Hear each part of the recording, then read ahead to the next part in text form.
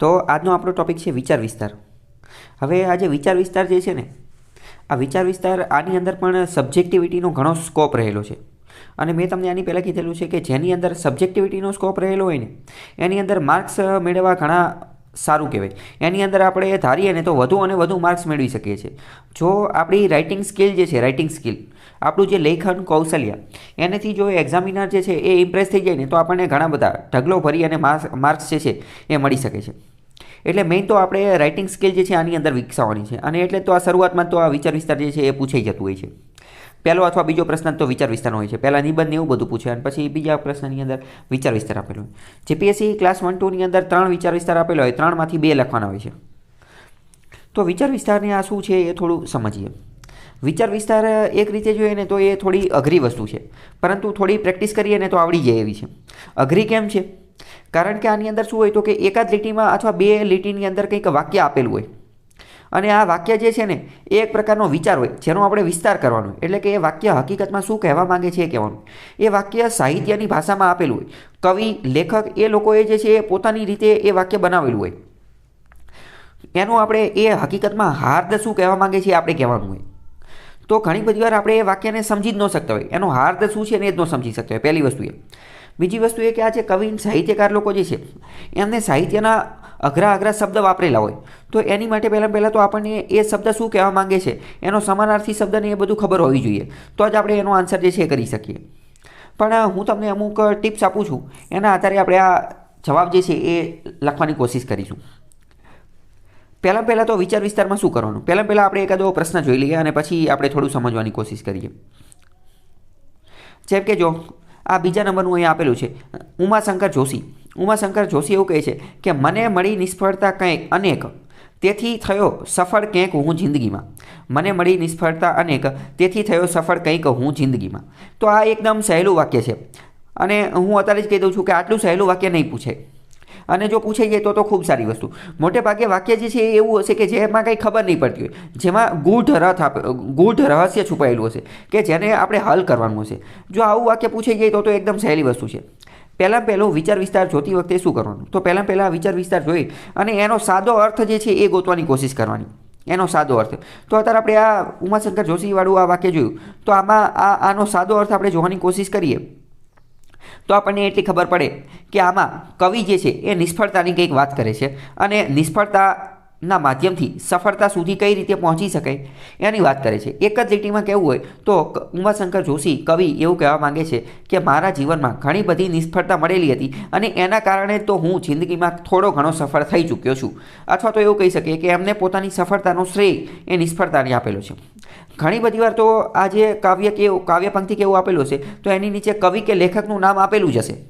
જો આપેલું હોય તો ડાયરેક્ટ તમે એના નામથી તે ચાલુ કરી દેવાનું. એના નામથી ચાલુ કરો તો તમારે ખાસ એ યાદ રાખવાનું, એ જે કવિ આપેલા છે એ કવિનું જો તમને ઉપનામ અથવા એનું તખલ્લુસ કે એવું કંઈક આવડતું હોય ને, અથવા એ કયા નામથી ઓળખાય છે તો એના દ્વારા તમારે ચાલુ કરવાનું. જેમ કે અહીંયા ઉમાશંકર જોશી છે તો ઉમાશંકર જોશી જે છે ને એ ગુજરાતી ભાષાના સાહિત્યના મૂર્ધન્ય કવિ કહેવાય છે કે આ મૂર્ધન્ય કવિ. તો જો અહીંયા નીચે જવાબમાં અહીંયા મૂર્ધન્ય કવિ શ્રી એવું લખેલું જ છે. અથવા તો અમુક વાર પંક્તિ આપેલી હશે અને નીચે જે છે કવિ કે લેખક આપેલું જ નહીં હોય. જો તમને ખબર હોય કે આ પંક્તિ કયા કવિ અથવા કયા લેખકની છે તો તમે ડાયરેક્ટ એ વ્યક્તિના નામથી શરૂ કરી શકો છો. પણ જો તમને એવું લાગે કે એ તો ખબર જ નથી તો એ કંઈ ચિંતા કરવાની નથી, તો એમને ડાયરેક્ટ જે છે એ લખવાનું ચાલુ કરી દેવાનું.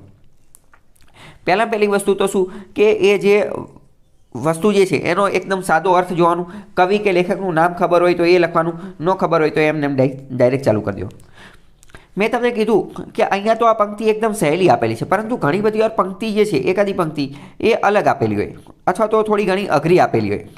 જેમ કે અહીંયા જો નીચે જીપીએસસીના પેપરમાં પૂછાયેલું તે આપણે પ્રશ્ન જોઈએ તો આમાં એક પૂછેલું છે કે સાતેરે સમંદર એના પેટમાં, છાની વડવા નળની આગ ને પોતે છીછરા અતાગ, સપના આડોટે એમાં છોરું થઈને ચાગલા, ઉનારે પાણીના અદ્ભુત માછલા, વેણુભાઈ પુરોહિત.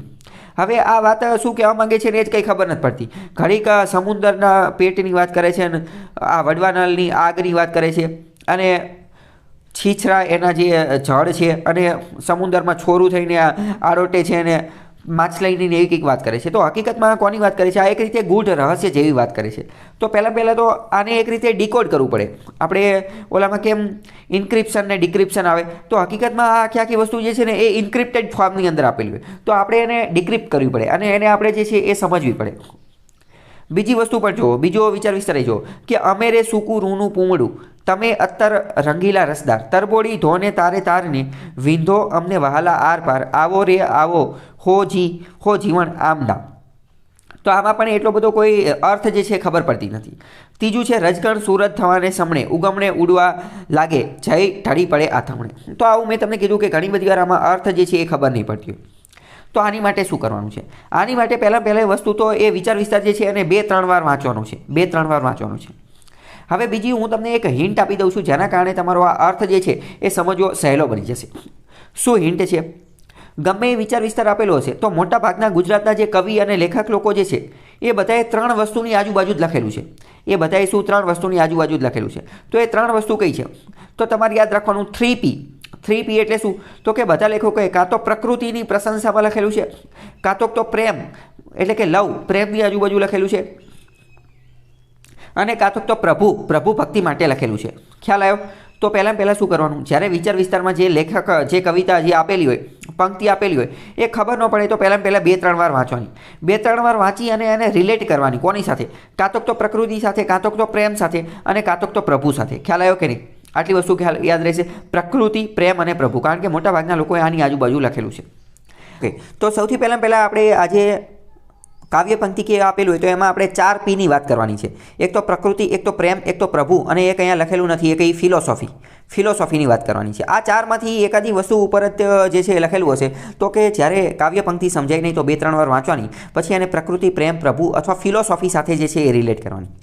હવે બીજી વસ્તુ, આ વિચાર વિસ્તાર જે છે ને આની અંદર પણ તમારે શું કરવાનું? આની અંદર પણ તમારે આપણે જે ક્વેશ્ચન આન્સર લખીએ છીએ એની જેમ જ તે ઇન્ટ્રોડક્શન, બોડી અને કન્ક્લુઝન એના આધારે જ લખવાનું. આને પણ તમારે 3 પેરેગ્રાફની અંદર લખવાનું. 3 પેરેગ્રાફની અંદર વિચાર વિસ્તાર પણ કોની અંદર લખવાનું? 3 પેરેગ્રાફ, ઇન્ટ્રોડક્શન, બોડી અને કન્ક્લુઝન. તો પહેલાં ઇન્ટ્રોડક્શનમાં શું લખવાનું? તો પહેલાં ઇન્ટ્રોડક્શનની અંદર લખવાનું વાચ્યાર્થ.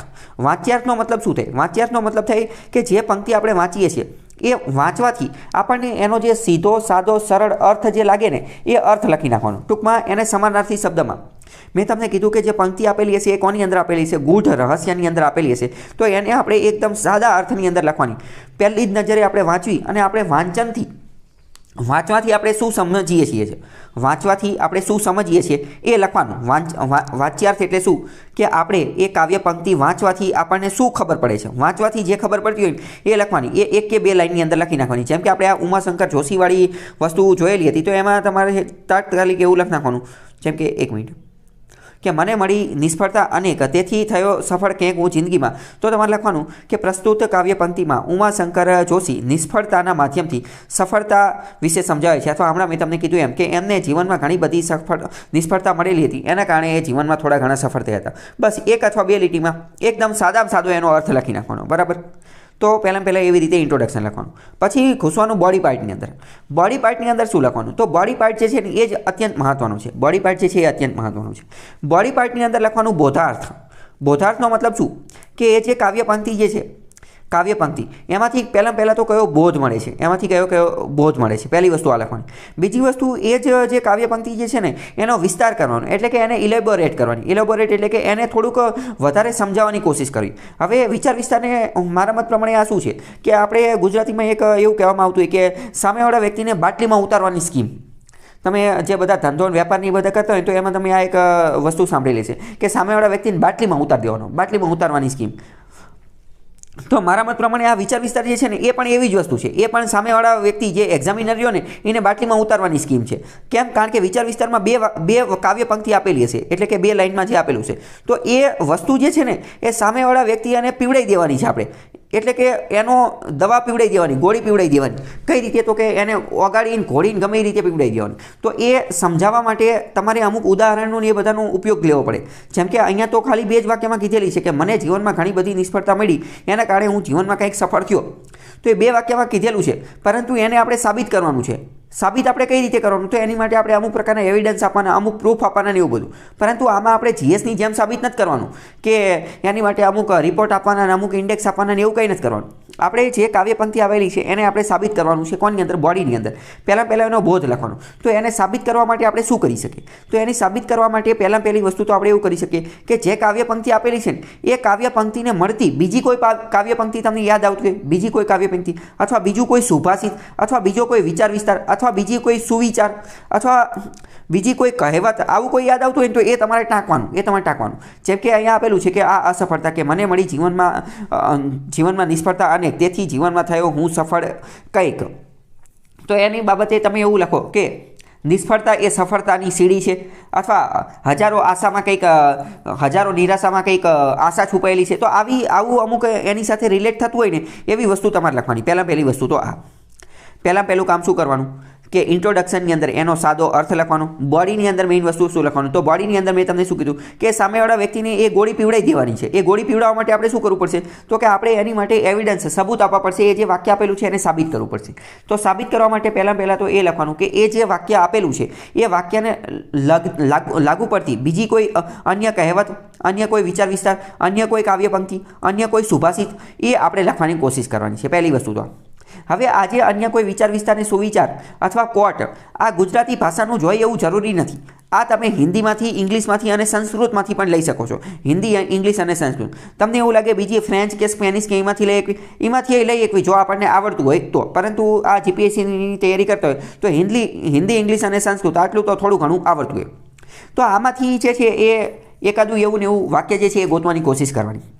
બીજી વાત કરીએ, ઇંગ્લિશ અને સંસ્કૃતમાંથી જે એ પ્રકારનું કાવ્ય જે છે એ ગોતવું થોડું અઘરું છે. સંસ્કૃતમાંથી તો ઓર અઘરું છે. ઇંગ્લિશમાંથી થોડું ઘણું તમારે વાંચવામાં ક્યારેક આવેલું હોય તો લખી નાખવાનું. તો મારા મત પ્રમાણે તમારે બીજું શું કરો? તો કોઈ પણ જે વાક્ય હોય ને એ વાક્યની આજુબાજુ મળતું હિન્દી વાક્ય જે છે તમારે જાતે બનાવી નાખવાનું. એની સાથે મળતી એકાદી કહેવત અથવા એની સાથે મળતી એકાદું આ જે વસ્તુ જે છે કહેવત કે એવું કોઈ એ તમારે જાતે જ તે હિન્દીમાં બનાવી નાખવાનું અને એ લખી નાખવાનું કે હિન્દી ભાષામાં પણ આવી જ આ જ પ્રકારની કહેવતમાં કહેવાયું છે કે, અને પછી હિન્દી જે છે એ લખી નાખવાનું. બીજી વસ્તુ મેં તમને કીધું, આની પહેલાં મેં તમને કીધેલું છે કે આ બધી વસ્તુની અંદર તમે જેટલી ડાયવર્સિટી લાવશો, જેટલી વિવિધતા લાવશો એટલા વધારે માર્ક મળશે. તો પહેલાં આપણે એનો ઇન્ટ્રોડક્શન આપી દીધું. હવે બોડીની અંદર આપણે ડાયવર્સિટી લાવવા માટે શું કર્યું? તો કે સુભાષિતનો ઉપયોગ કર્યો, કહેવતનો ઉપયોગ કર્યો. હવે આની માટે તમે અમુક પ્રકારના ઉદાહરણનો પણ ઉપયોગ કરી શકો કે જેમ કે આ નિષ્ફળતાની વાત કરીએ, તો આમાં તમે કરોડિયાવાળું ઉદાહરણ આપી શકો કે કરોડિયો જે છે એ પોતાનું ઝાડુ જ્યારે બનાવવા માટે જાય છે તો લાખો કરોડો વાર નીચે પડે છે, તેમ છતાં પણ જે છે એ ઝાડુ બનાવીને જ જાય છે. તો આની માટે તમારે આવી એકાદી વાર્તા, શોર્ટ સ્ટોરી, નાની વાર્તા જે છે એ પણ કહેવાય. પરંતુ આમાં તમારા જે આખી વાર્તા જે છે આખી વાર્તા નથી કરવાની. ખાલી વાર્તા ટૂંકમાં કહી દેવાની અને એનો ડાયરેક્ટ જે છે અર્થ લખી નાખવાનો. કારણ કે હવે આ પછી એવું નહીં કહેવાનું કે કરોડિયો ઝાડુ બનાવતો તો પહેલી વાર પડ્યો, બીજી વાર બન્યો, અઠવાડિયા સુધી તો ઝાડુ જ ન બનાવી રહ્યો, પછી થાકીને બેસી ગયો, પછી પાછું ઝાડુ બનાવવાનું ચાલુ કર્યું. એવું ડાયરેક્ટ નહીં, ડાયરેક્ટ પોઈન્ટ ઉપર વાત કરવાની. પછી જેમ કે ઓલી કાચબા અને સસલાની વાર્તા આવતી હતી, જો એ લાગુ પડતી હોય તો એ લખી નાખવાની. એમાં તે તાત્કાલિક એવું લખી નાખવાનું કે કાચબા અને સસલાની વાર્તા પ્રમાણે કાચબો સતત પરંતુ અવિરત ચાલતો હતો અને ધીમી ગતિ હોવા છતાં પણ એની ગતિ સતત હતી, નિરંતર હતી. આના કારણે એને સફળતા મળેલી હતી. પછી આખી વાર્તાને એવું બધું લખવાનું નહીં. તો આવી વાર્તાને આવી બધી વસ્તુ લખી શકો છો. મેં તમને કીધું વધુ ને વધુ ડાયવર્સિટી લાવવાની કોશિશ કરવાની. તો ડાયવર્સિટી લાવવા માટે મેં તમને કીધું કે કઈ વસ્તુ ગુજરાતી, ઇંગ્લિશ, હિન્દી, સંસ્કૃત આ બધાની કહેવતો, આ બધાની વાર્તા, આ બધાની જે અમુક સુભાષિત કે એવું કોઈ હોય, એ કબીર સાહેબે ને કોઈ દુહા કે એવું કોઈ કીધેલું હોય, ગુજરાતી ભાષાના બીજા કોઈ કવિઓ હોય એની કાવ્ય પંક્તિ કે યાદ આવતું હોય તો એ લખી નાખવાનું અને વધુ ઉદાહરણ આપવાના.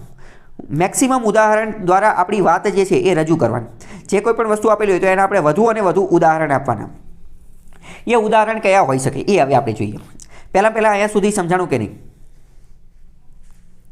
તો અહીંયા સુધી મેં જેટલા કીવર્ડ કીધેલા છે એ બધા યાદ રાખવાના છે. બીજું તમારે ઉદાહરણ આપવા માટે શું કરવાનું? તો બીજું ઉદાહરણ આપવા માટે મેં તમને કીધું કે પૌરાણિક કથાઓના ઉદાહરણ આપવાના. પૌરાણિક કથાઓ એટલે શું? તો કે રામાયણમાંથી એકાદું ઉદાહરણ ઉઠાવવાનું, મહાભારતમાંથી ઉદાહરણ ઉઠાવવાનું. તમને યાદ આવતું હોય તો રામાયણ, મહાભારત, પછી વેદ, પછી ઉપનિષદ, પછી આપણા આજે પુરાણ અને એવું બધું જે છે એની અંદરથી, અથવા તો આજે બૌદ્ધ ધર્મની અંદરથી, જૈન ધર્મની અંદરથી. બૌદ્ધ ધર્મની અંદર આ ત્રિપિટક છે, જાતક કથાઓ છે. પછી જૈન ધર્મની અંદર જે 5 5 વ્રત ને એવું બધું આપેલું છે. બૌદ્ધ ધર્મની અંદર આજે અષ્ટાંગ માર્ગ આપેલો છે. બુદ્ધ દ્વારા જે 4 આર્ય સત્ય કીધેલા છે. તો આને જો કોઈ વસ્તુ લાગુ પડતી હોય તો આ બધી વસ્તુ બૌદ્ધ ને જૈન ને આ બધી વસ્તુ એને તો ફિલોસોફી ને એ બધું વધારે લાગુ પડતું હશે. તો એ બધી વસ્તુ જે છે એ અહીંયા એડ કરવાની. આપણે આની પહેલાં એથિક્સમાં જોયેલું હતું કે જ્યારે આપણે ઇનટોલરન્સ અને ટોલરન્સ શીખતા હતા ત્યારે મેં તમને એક ઉદાહરણ આપેલું હતું. કોનું? તો કે શિશુપાલનું ઉદાહરણ આપેલું હતું કે આજે સહિષ્ણુતાનું જો કોઈ સૌથી મોટું ઉદાહરણ હોય તો મેં તમને કીધું કે કૃષ્ણએ એની જે ફૂઈ હતા એને કીધું હતું કે એના ફૂઈએ એને કીધું કે ભાઈ શિશુપાલ જે છે ને એ તો બોલવામાં એવો છે, એ ઘણી બધી વાર મોટા મોટા ગુના કરે છે, તું એના ગુના જે છે ને એ માફ કરી દેજે. તો કૃષ્ણએ શું કીધું કે વાંધો નહીં, તમે શું ચિંતા કરો છો કે હું શિશુપાલનો એક નહીં પરંતુ 100 ગુના માફ કરી દઈશ, એક નહીં 100 ગુના માફ કરી દઈશ. તો શિશુપાલને તો એમ કે હાલો કે હવે આ તો આપણું હાલી ગયું, હવે આપણને કોઈ સજા બજા મળવાની નથી. તો એ તો કૃષ્ણનું અપમાન કરતો રહ્યો પછી 100 ગુના પૂરા થઈ ગયા, ખબર ન પડી. તો તાત્કાલિક કૃષ્ણએ જે છે સુદર્શન ચક્ર લોન્ચ કર્યું. આ આપણે અત્યારે જેવી રીતે મિસાઇલ લોન્ચ કરવી એવી રીતે, અને આ શિશુપાલને આ માથું જે છે ઉડાડી દીધું. તો આવા જે એક્ઝામ્પલ જે છે એ તમે એડ કરી શકો છો. બીજી વસ્તુ, આવી જ બાબતે અમુક વિદેશી કોઈ ચાઇનીઝ કહેવત હોય, જાપાનીઝ કહેવત હોય, આવી કદાચ તમે કોઈ સાંભળેલી હોય અથવા એવી કોઈ વાર્તા કે એવું કોઈ તમે સાંભળેલું હોય તો એને તમે આની સાથે રિલેટ કરી શકો છો. ભગવદ્ ગીતાની અંદર કોઈ આવો વિચાર આવેલો હોય કે જે કૃષ્ણ અને અર્જુન વચ્ચેના સંવાદની અંદર આવેલો હોય તો એ પણ તમે જે છે આની અંદર એડ કરી શકો છો. બીજી તમારા જીવનમાં બીજી કોઈ વાર્તા આવેલી હોય તો એ પણ તમે લખી શકો છો. મેં તમને કીધું વધુ અને વધુ શું કરવાનું, તો વધુ અને વધુ ડાયવર્સિટી લાવવાની કોશિશ કરવાની. તો બોડી હવે બીજું આપણે થોડું વિચારીએ કે તમારું આજે ગુજરાતી ભાષાનું પેપર ચેક કરવાવાળો વ્યક્તિ કોણ હશે, એક્ઝામિનર કોણ હશે, આ પેપર ચેક કરવાવાળો વ્યક્તિ કોણ હશે? તો આ પેપર ચેક કરવાવાળા વ્યક્તિ જે છે ને એ ગુજરાતી ભાષાના પ્રોફેસર હશે, ગુજરાતના જ હશે, કારણ કે ગુજરાતના હોય તો ગુજરાતી આવડતું હોય. તો ગુજરાતી ભાષાના મોટા એવા પ્રોફેસર હશે અથવા એચઓડી હશે. આ સૌરાષ્ટ્ર યુનિવર્સિટી અથવા ગુજરાત યુનિવર્સિટી અથવા વીર નર્મદ યુનિવર્સિટી અથવા જે આ મહારાજા સયાજીરાવ ગાયકવાડ MSU આ બધી યુનિવર્સિટીના એચઓડી અથવા ગુજરાતી ભાષાના બહુ મોટા જે છે લેખકો અને પ્રાધ્યાપકો અને પ્રોફેસર ને એ બધા હશે. હવે આમના વિશે તમે એટલું તો કહી જ શકો કે આ બધા ગુજરાતીના નિષ્ણાત હશે. તો આ બધા ગુજરાતી લોકોના નિષ્ણાત હશે અને એમને તો આવી ઘણી બધી કાવ્ય પંક્તિને એવું બધું જોયેલું હશે. તો આવી જ કાવ્ય પંક્તિની અંદર મેં તમને કીધું કે આના બોડી પાર્ટની અંદર જ્યારે તમે વિચાર વિસ્તારની અંદર જે કાવ્ય પંક્તિ આપેલી છે એને જ લગતી જ્યારે બીજી કોઈ કાવ્ય પંક્તિ લખશો ને તો એક્ઝામિનર ખુશ થઈ જશે. કેમ? કારણ કે એને તો આખા જીવનમાં આવી જ કાવ્ય પંક્તિ જોયેલી હોય. અને જ્યારે તમે બીજી કોઈ કાવ્ય પંક્તિ લખશો અને એ જો એની મનગમતી હશે, એની મનપસંદ હશે તો એ ખુશ થઈ જશે અને એને જે છે એ માર્ક થોડા વધારે આપશે. અને આ બધા પ્રોફેસર વિશે આપણે એવું કહી શકીએ કે એ લોકોએ ગુજરાતી ભાષા સાથે એટલો સમય ગાળેલો છે કે જેટલો તો એમને એમની પત્ની સાથે નહીં ગાળેલો હોય. કેમ? કારણ કે કોલેજ કરેલી હશે ત્યારથી તો ગુજરાતી ભાષા સાથે જોડાયેલા છે અને આખો દિવસ રાત એની સાથે જ રહેલા છે. તો ગુજરાતી ભાષાને આપણે વધુ અને વધુ એનરીચ કરવાની કોશિશ કરવાની, એટલે કે વધુ અને વધુ મજબૂત બનાવવાની કોશિશ કરવાની. બરાબર? તો બોડીની અંદર આવું લખવાનું. અને લાસ્ટમાં જે કન્ક્લુઝનમાં આપણે શું લખવાનું, તો કન્ક્લુઝનમાં આપણે ભાવાર્થ લખવાનું કે આ આખો જે વિસ્તાર હતો એનો ભાવ શું છે, અને બીજી વસ્તુ એ કે આ જે ભાવ જે છે હકીકતમાં આ ભાવાર્થ અને અહીંયા બોધાર્થ પણ લખી શકો છો કે આખી જે કાવ્ય પંક્તિ હતી એનો ભાવ શું હતો અને એમાંથી બોધ શું મળી શકે છે, એમાંથી લેસન શું મળી શકે છે. હવે આ લેસન કોને મળી શકે, તો લેસન દરેક વ્યક્તિને મળી શકે. આમાંથી એક વિદ્યાર્થીને શું લેસન મળી શકે, આમાંથી સામાન્ય વ્યક્તિને શું લેસન મળી શકે, આમાંથી શિક્ષકને શું લેસન મળી શકે, આમાંથી સામાન્ય નાગરિકને શું લેસન મળી શકે. તો આવો બોધ, આવો જે કથા જે છે, આવું શું આપણને જ્ઞાન મળી શકે એ આપણે અંતમાં 2 લીટીની અંદર લખવાનું. અને બીજી વસ્તુ જે મેં હંમેશા કીધેલી છે કે મોટે ભાગે આપણે કન્ક્લુઝનની અંદર જે આપણે ક્વેશ્ચન આન્સરમાં પણ જોઈએ છીએ એ આમાં પણ જોઈશું કે મોટે ભાગે આપણે રે ઓફ હોપ આપવાની કોશિશ કરવાની, એટલે કે આશાનું કિરણ દર્શાવવાની કોશિશ કરવાની વિચાર વિસ્તારના માધ્યમથી. ખ્યાલ આવ્યો કે નહીં? ટૂંકમાં વાત કરીએ તો વિચાર વિસ્તાર જે છે એને આપણે વધુ અને વધુ ડાયવર્સિટી આપવાની, વધુ અને વધુ જે છે એ વિવિધતા આપવાની. જેટલી વધુ વિવિધતા તમે આપશો એટલું સારું રહેશે. આની પહેલાં તે મેં તમને કીધેલું છે કે તમે આ બધા જે તંત્રી લેખને એવું બધું લખતા હોય, જે બધા આર્ટિકલને એવું બધું લખતા હોય, તો એ આર્ટિકલને એ બધું વાંચો તો તમને ખ્યાલ હશે કે આર્ટિકલમાં શું કરે. તો અમુક વાર એક તો ખતરનાક લેવલની ઇન્ટ્રોડક્શન આપેલી હોય, પછી શું કરેલું હોય, તો અમુક વાર આ રામાયણનું ઉદાહરણ આપી દે, અમુક વાર મહાભારતનું ને આ જે ભગવદ્ ગીતાનું એનું ઉદાહરણ આપી દે, અમુક વાર જાપાનીઝ કહેવતનું ઉદાહરણ આપી દે, અમુક વાર સાયન્સ એન્ડ ટેકનોલોજી વિજ્ઞાનનું એનું ઉદાહરણ આપી દે, અમુક વાર આજે માર્વેલની મૂવી હોય આયર્ન મેન ને આજે ડોક્ટર સ્ટ્રેન્જ ને એ બધાનું ઉદાહરણ ને એવું બધું આપી દે, અમુક વાર કોઈ એકાદી કાલ્પનિક દુનિયાની અંદર લઈ જાય. તો બસ આવી રીતે તમારે તે જ વસ્તુ કરવાની છે, અલગ અલગ વસ્તુ, મોર એન્ડ મોર ડાયવર્સિટી, વધુ અને વધુ વિવિધતા જે છે એ લાવવાની છે અલગ અલગ. અને જો આવા જ કેસની અંદર મેં તમને કીધું હિન્દી, ઇંગ્લિશ અને સંસ્કૃતના પણ આવા વિધાનો જે છે તમે ટાંકશો તો ચેક કરવાવાળાને એવું લાગશે, કારણ કે ચેક કરવાવાળો વ્યક્તિ જે છે એ ભાષા સાથે જોડાયેલો છે, એ ભાષાને પ્રેમ કરવાવાળો વ્યક્તિ છે, તો એને એ પણ ખબર પડશે કે આ વ્યક્તિ પાસે અન્ય ભાષાનું પણ જ્ઞાન છે. તો અહીંયા નીચે બીજું પણ આપેલું છે કે શું કરવું જોઈએ, શું ન કરવું જોઈએ, પણ એ તમે તમારી રીતે વાંચી લેજો. બાકી જે મેઇન વસ્તુ જે છે એ મેં તમને કહી દીધેલી છે.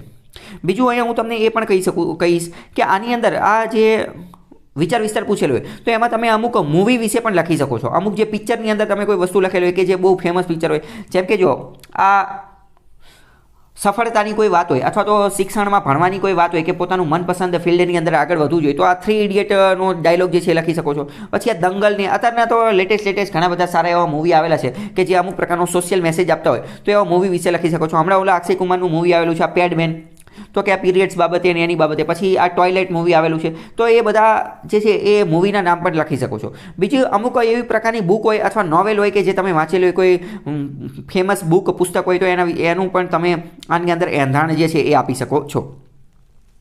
આપણે ડાયરેક્ટ અહીંયા એ જ એનેથી જ વાત કરીએ કે મને મળી નિષ્ફળતા અનેક, તેથી થયો સફળ ક્યાંક હું જિંદગીમાં. ઉમાશંકર જોશીની આ પંક્તિ છે એનું આપણે થોડુંક સમજવાની કોશિશ કરીએ કે આમાં આપણે શું લખીએ.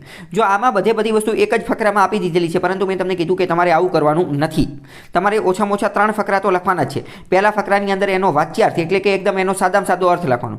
બીજાની અંદર શું લખવાનું તો કે એનો જે ભાવાર્થ, એનો ભાવ શું કહેવા માંગે છે એ, અને એ ભાવ મતલબ કે એને સાબિત કરવાનું. સાબિત કઈ રીતે કરવાનું તો કે અલગ અલગ ઉદાહરણ આપીને, કહેવત કહીને, અમુક એ પ્રકારની બીજી કાવ્ય પંક્તિ કહીને, બીજી ભાષાનું ઉદાહરણ કહીને, ગુજરાતી, ઇંગ્લિશ, હિન્દી અથવા સંસ્કૃત એ બધાના ઉદાહરણને એવું બધું કહીને એના આધારે સાબિત કરવા. અને લાસ્ટમાં એનો બોધાર્થ કે આમાંથી કોણ કોણ વ્યક્તિ, વિદ્યાર્થીને શું બોધ મળે, વાલીઓને શું બોધ મળે, એ બધું લખવાનું.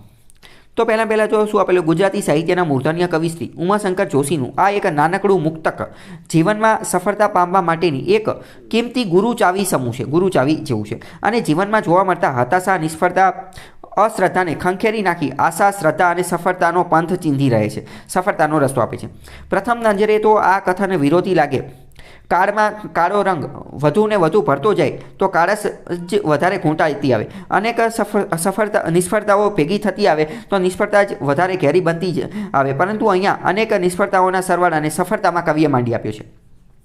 તો જો અહીંયા એક વસ્તુ તમે નોટ કરી કે આ જે નેગેટિવ વાક્ય જે છે તો આને આ લોકોએ જાતે જ તે જે છે એ એડ કરી દીધું. એક રીતે એક પોતાની જાતે એક નવું ઉદાહરણ બનાવ્યું. શું કે જેમ કે કાળા રંગની અંદર વધુને વધુ કાળો રંગ ભરતો જાય તો એ વધુ અને વધુ ઘેરો કાળો બને, તો એને આ નિષ્ફળતા સાથે જોડી દીધું. બરાબર, તો આવી તમારી જાતે પણ તમે આવી કોઈ ક્રિએટિવ વસ્તુ જે છે એ લખી શકો છો. પછી આમાં કરોડિયાવાળું ને ઉદાહરણ પણ જો નીચે આપેલું છે અને બીજું પણ અલગ અલગ ઉદાહરણ ને એ બધું આપી શકો છો. મેં તમને શીખવાડ્યું એવી રીતે લખવાનું છે. બરાબર, જો અહીંયા નીચે એ પણ લખેલું છે કે હાર્યો જુગારું બમણું રમે ને એ બધી વસ્તુને તમારે ખાસ ધ્યાન રાખવાની છે. થોડાક પરીક્ષામાં પૂછાયેલા જે છે એ આપણે જોઈએ. નીચે આપણે આ રેન્ક 5 જે મેળવેલો હતો શિવાંગી શાહ, એનું આપણે પેપર જોઈએ. બરાબર, તો સૌથી પહેલાં તો આપણે જોઈએ કે એક આ લખેલો છે કે અમેરે સૂકું રૂનું પૂમડું, તમે અત્તર રંગીલા રસદાર, તરબોળી ધોને તારે તારને વિંધો અમને વહાલા આરંપાર, આવો રે આવો હો જીવન આમના. મકરંદ દવેની આ પંક્તિ છે જો અહીં આપેલું છે. હવે સૌથી પહેલાં તો આમાં મેં તમને કીધું આમાં આપણને કંઈ ખબર પડતી નથી, તો આનું આપણે જે ઇન્ક્રિપ્ટમાં આપેલું છે તો એને આપણે ડિક્રિપ્ટ કરવું પડે. આનું આપણે ગૂઢ રહસ્ય જે છે ઉકેલવું પડે તો 2-3 વાર વાંચવાનું. અને મેં તમને કીધું કે આ કોની આજુબાજુ લખેલું છે, કાં તો પ્રભુની આજુબાજુ લખેલું છે, કાં તો પ્રકૃતિની આજુબાજુ લખેલું છે, કાં તો પ્રેમની આજુબાજુ લખેલું છે, અને કાં તો ફિલોસોફીની આજુબાજુ લખેલું છે. તો આપણે જોઈએ કે આ કોની સાથે વધારે જે છે એ મેચ થઈ છે. તમને શું લાગે કોની સાથે મેચ થઈ છે? તો હવે આ આખી પંક્તિ જે છે ને એ પ્રભુ ભક્તિ સાથે, પ્રભુ સાથે અથવા ભગવાન સાથે થોડીક જોડાયેલી હોય એવું આપણને લાગે છે. કઈ રીતે જોડાયેલી છે એ આપણે પહેલાં સાદું રાખીએ. અને બીજું જો આ શિવાંગી શાહનું પેપર જોશો ને તો તમને ખ્યાલ આવશે, એણે એકદમ નાના વાક્ય બનાવેલા છે. તો આમાં તમે પણ આ જ વસ્તુ જે છે એનો ઉપયોગ કરી શકો છો. કોઈ બહુ મોટું કંઈ આપણે સાહિત્યકાર બનવાની જરૂર નથી. એકદમ નાના વાક્ય બનાવશો તો પણ ચાલશે. જેમ કે જો અહીં આપણે જોઈએ કે આ પંક્તિમાં કવિશ્રી મકરંદ દવે મનુષ્યને સૂકા રૂના પૂમડા સાથે સરખાવે છે. મનુષ્ય શું છે તો કે સૂકા રૂનું પૂમડું છે, તથા ઈશ્વરને રંગીલા રસદાર કહે છે. ઈશ્વર ભગવાન જે છે એ શું છે તો કે એ રંગીલા રસદાર છે. અને જ્યારે મનુષ્ય જે છે એ પ્રભુની ભક્તિ કરશે, પ્રભુની જે છે ભક્તિ કરશે તો મનુષ્યને પણ પ્રભુ પાસે જે પ્રભુ જે રંગીલા રસદાર જે છે એટલે કે અત્તરથી જે સુગંધિત થયેલા છે તો એના અત્તરમાં પ્રભુ મનુષ્યને પણ ભેળવી દે અને મનુષ્યને સુવાસિત કરી દે અને જીવનને સરભર બનાવે, એવો આનો કંઈક અર્થ છે. મેં તમને કીધું કે મોટે ભાગે અર્થ સમજાશે નહીં, 2-3 વાર વાંચવું પડશે અને આવી ઘણી બધી પ્રેક્ટિસ કરવી પડશે ત્યારે આ થશે. હવે બોડી પાર્ટની અંદર મેં તમને કીધું મેક્સિમમ ઉદાહરણ આપવાના. અને બીજી એક વસ્તુ તમે જોજો, ઘણા જે સાહિત્યકાર જોયેલા હશે ને તમે તો એ મોટા ભાગે ઉદાહરણ જ આપતા હશે. અહીંયા હું તમને બીજું પણ એક વાત કહી દઉં. અત્યાર સુધીમાં જો કોઈ સારામાં સારા કવિ હોય ને આખા વિશ્વની અંદર તો એ છે શેક્સપિયર. અને એની સિવાય પણ જો બીજા આપણે ભારતની અંદર આવા કોઈ કવિ જોઈએ ને તો એ છે કાલિદાસ. હવે બંનેની અંદર તમે જોશો ને તો કાલિદાસ અને શેક્સપિયર બંનેને દ્રષ્ટાંતના કવિ કહેવામાં આવે છે. કયા? દ્રષ્ટાંતના કવિ. દ્રષ્ટાંતના કવિ એટલે કેવા? તો કે જે ઉદાહરણ સ્વરૂપે પોતાની વાત જે છે એ રાખે.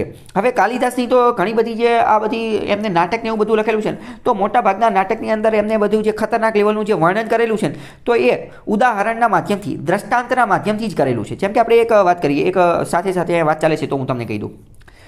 આ કાલિદાસનું એક પુસ્તક છે મેઘદૂત. તો મેઘદૂત નામનું પુસ્તક જે છે ને, એમાં એમને શું સ્ટોરી, શું વાર્તા લખેલી છે? તો કે સ્વર્ગની ને એ બધાની વાત કરેલી છે. અને સ્વર્ગની અંદર એક રાજા જે છે ને, રાજા એ પોતાનો સંદેશ મોકલે છે, પોતાનો આ મેસેજ મોકલે છે. હવે એ સમયે વોટ્સએપ કે ટેલિગ્રામ કેવું કંઈ હતું નહીં કે ફોન કરીને કેવી રીતે કહી દે. એટલે એ પોતાનો મેસેજ મોકલવા માટે, સંદેશ મોકલવા માટે શું કરે છે?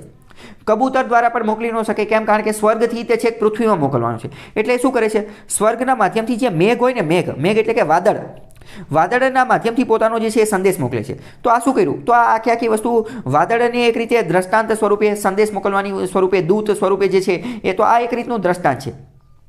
આવા તો ઘણા બધા વર્ણન આવે છે. વચ્ચે અમુક વાર આજે કાલિદાસની અંદર હિરોઈનનું જે વર્ણન આવતું હોય, તો કાલિદાસે આજે પોતાની લવ સ્ટોરીમાં એ બધાની અંદર મોટે ભાગે આજે હીરો અને હિરોઈન હોય ને, તો એનું વર્ણન પણ ખૂબ સુંદર અને ખૂબ સરસ રીતે કરેલું હતું. જેમ કે ઘણી બધી વાર કીધેલું હોય કે સામેવાળા કે હિરોઈન હોય તો કે હિરોઈનની આંખો કેવી છે?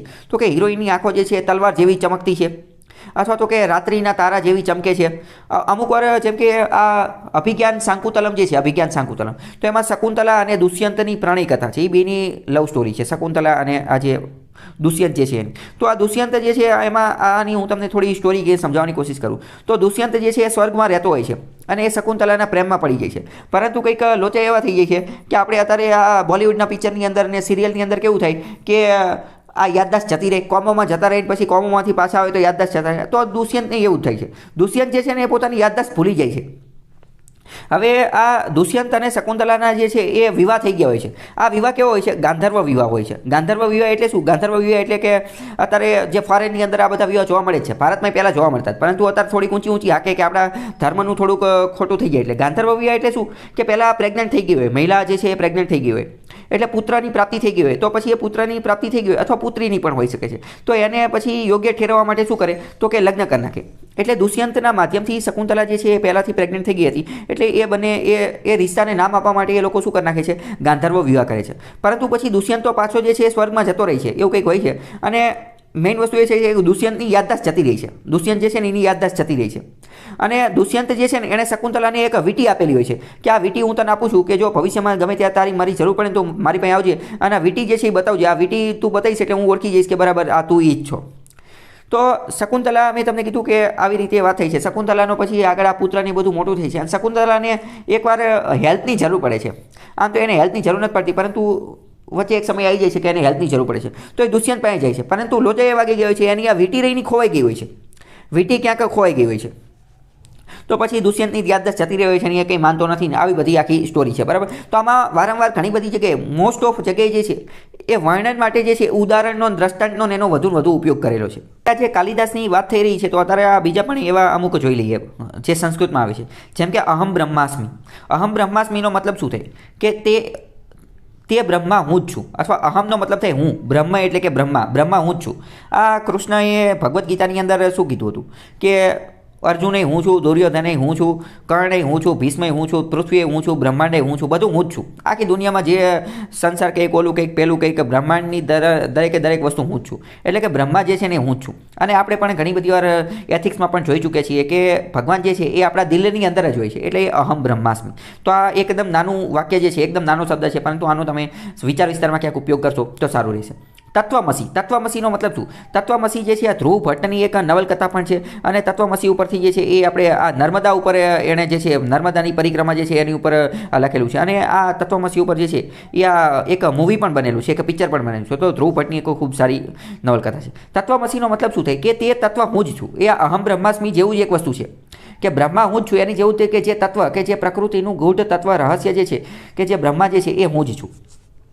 પછી જો આ મેં તમને આ મહાકવિ કાલિદાસનું કીધું હતું, તો કાલિદાસના કુમાર સંભવની અંદર એક વાત આવે છે કે શૈલાથી રાજ તનયા ન યતો ન તસ્યો.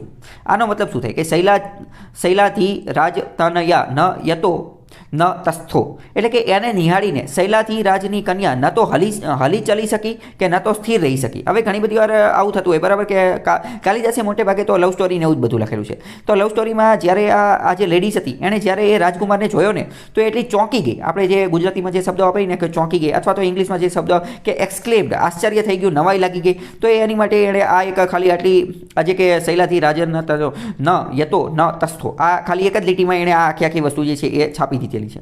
પછી એક બીજી વાક્ય છે કે ત્વમેવાહમ, એટલે કે એ જ હું છું, એ જ હું અદ્વૈત છું. અહમ બ્રહ્માસ્મિ તત્વમસી અને ત્વમેહાહમ, એ બધી વસ્તુ એક જ વસ્તુના અલગ અલગ નામ છે, બરાબર. તો આવું તમે ઉપયોગ કરી શકો છો. આવી બધી વસ્તુ જે છે એ તમારે લખવાની છે. તો અહીંયા પણ જો આપણે આ જોયું કે પ્રથમ આજે અમેરે સુકુર ઉનું પૂમડું, તો આ પંક્તિમાં કવિશ્રી મકરમ મહેતા જે છે એ મનુષ્યને સુકાર ઉના પૂમડા સાથે સરખાવે છે. જ્યારે રંગીલા રસદાર કોણ છે? અત્તર રંગીલા રસદાર એ તો ઈશ્વર છે. અને આપણે જો ઈશ્વરની ઓલાની અંદર જતા રહીશું તો એ પણ આપણને ભક્તિની અંદર તરબોળી દેશે અને આપણું જે છે એ જીવન ઉદ્ધાર કરી દેશે, એવું લખેલું છે.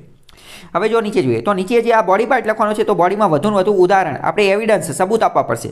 તો શું આપેલું છે કે મનુષ્યનું નિર્માણ ઈશ્વર દ્વારા થયેલું છે. સમજો, મેં તમને કીધું કે એકદમ નાના નાના વાક્ય લખેલા છે, તો કે મનુષ્યનું નિર્માણ ઈશ્વર દ્વારા થયેલું છે. પછી ઈશ્વર સંપૂર્ણ છે, એ પણ એકદમ નાનું વાક્ય છે. મનુષ્ય ઈશ્વરનો ફક્ત અંશ છે. ઈશ્વરના અત્તરમાં ભીંજાયા વગર મનુષ્ય ફક્ત શુષ્ક રૂના પૂમડા જેવો બની જાય છે. કવિની ઈચ્છા છે કે જેમ મહાભારતના યુદ્ધમાં અર્જુનને શ્રી કૃષ્ણના જ્ઞાનરૂપી અત્તરમાં ભીંજવાનો લાભ મળ્યો હતો, તેવો જ લાભ દરેક મનુષ્યને મળે. મેં તમને કીધું ને, ભગવદ્ ગીતાને જ્યાં ત્યાં જે છે એ ચિપકાવવાની કોશિશ કરવાની. ભગવદ્ ગીતાને આજે બધી માઇથોલોજી, રામાયણને બીજી ઘણી બધી જે સ્ટોરીઓને એ બધું જે છે એ તેવો જ લાભ મનુષ્યને પણ મળે. જો ઈશ્વરના આશીર્વાદની પ્રાપ્તિ થશે તો જ મનુષ્યનું જીવન જે છે એ સુવાસિત થશે. અત્યારે માનવી નિર્ગુણોથી સભર બની ગયો છે, તેથી સદગુણોરૂપી ઈશ્વરના અત્તરની ખૂબ જ જરૂર છે. જીવનના સાચા અર્થને પામવા માટે અધ્યાત્મનું સાનિધ્ય હોવું ખૂબ જ જરૂરી છે. કવિશ્રી રમણભાઈ નીલકંઠ કહે છે. જો હવે અહીંયા આજે આ કવિશ્રી રમણભાઈ નીલકંઠ કહે છે, પરંતુ અહીંયા તમે બીજી વસ્તુ એ પણ લખો છો,